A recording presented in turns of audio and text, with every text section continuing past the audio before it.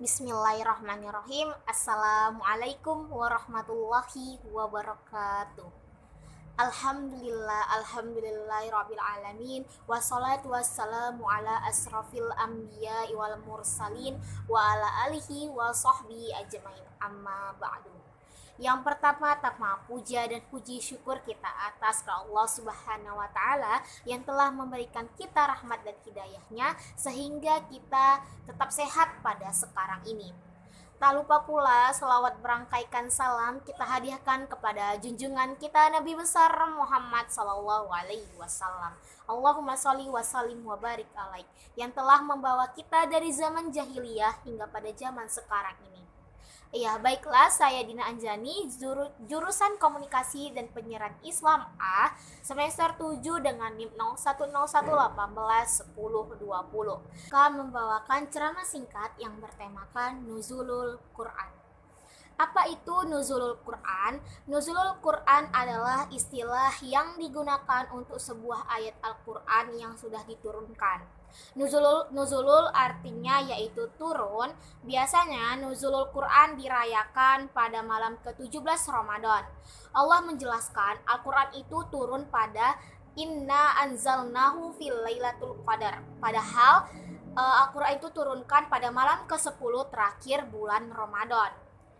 Al-Quran diturunkan secara berangsur-angsur, yakni ada di bulan suci Ramadan, setelahnya atau sebelumnya. Dan nama yang terdapat di dalam Al-Quran sudah ditetapkan oleh Allah Subhanahu wa taala serta Nabi Muhammad SAW yang mengaplikasikannya untuk umatnya.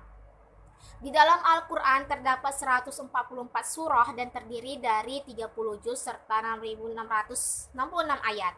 Surah yang pertama kali diturunkan adalah Quran Surah Al-Alaq ayat 1 sampai 5.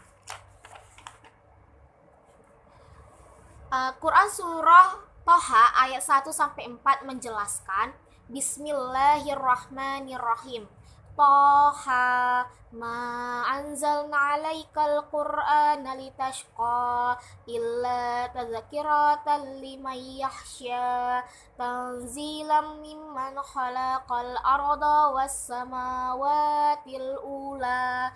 Artinya, Toha, kami tidak menurunkan Al-Quran ini kepadamu Muhammad agar engkau menjadi susah, melainkan sebagai peringatan bagi orang yang takut kepada Allah. Diturunkan oleh Allah yang menciptakan bumi dan langit yang tinggi. Dapat dijelaskan di ayat kedua surah Toha bahwa Allah tidak menurunkan Al-Quran agar kita susah.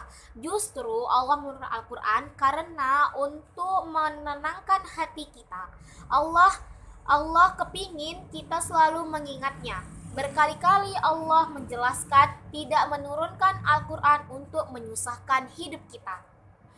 Teman-teman yang dirahmati Allah Subhanahu wa taala, peristiwa Nuzulul Quran bukan hanya sebuah sejarah, akan tetapi salah satu peristiwa penting untuk sebuah renungan bagi kita. Bagaimana hubungan kita dengan Allah Subhanahu wa taala? Apakah kita merasa bahwa Al-Quran itu adalah beban yang memberatkan hidup kita? Apakah kita rasa bahwa Al-Quran itu menyusahkan hidup kita?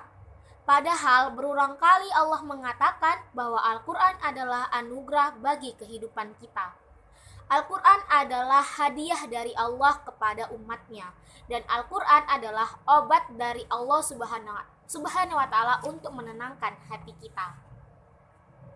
Sehingga dengan peristiwa Nuzulul Quran ini mengajak kita semua selalu senantiasa mengingat Allah Subhanahu wa taala.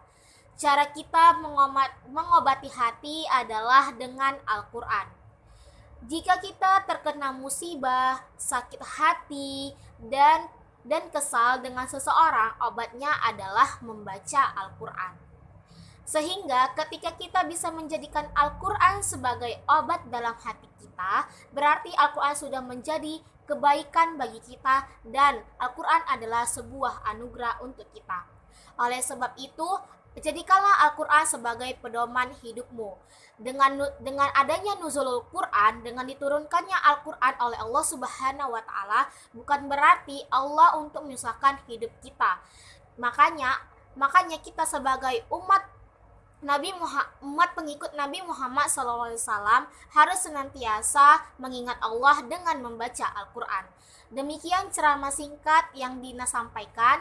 Apabila ada kata yang salah, Dina mohon maaf dan mohon ampun kepada Allah Subhanahu wa Ta'ala.